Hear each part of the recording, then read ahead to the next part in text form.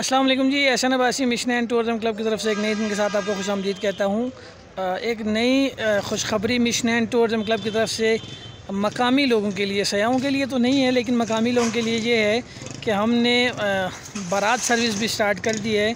अगर आपको मरी के अंदर किसी भी जगह पे बारात के लिए गाड़ी चाहिए तो आप हमसे रब्ता कर सकते हैं। उसके लिए हमारे पास हर किस्म की गाड़ी मौजूद है। आपकी रिक्वायरमेंट इंशाल्लाह हम पूरी करेंगे और मुनासिब पैसों में अगर आपको गाड़ी प्रोवाइड की जाएगी। इस वक्त ये करोला हमारी जा रही है इंशाल्लाह बारात के लिए, और अल्लाह खैर करे तो अभी शादियों का सीज़न आ रहा है। उम्मीद है कि बहुत सारे लोग हमसे रब्ता करेंगे, हमारी सर्विस लेंगे इंशाल्लाह।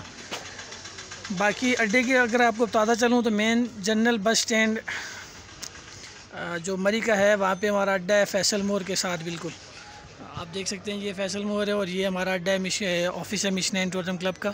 आप आएँ, हमारी सर्विस से इस्तेफ़ादा हासिल करें। बाकी मिशन एंड टूरिज़म क्लब का चैनल यूट्यूब पे सब्सक्राइब करें, फेसबुक पे लाइक एंड शेयर करें और बंदा नचीज़ को दुआ में याद रखें। बहुत शुक्रिया। अल्लाह हाफ़िज़।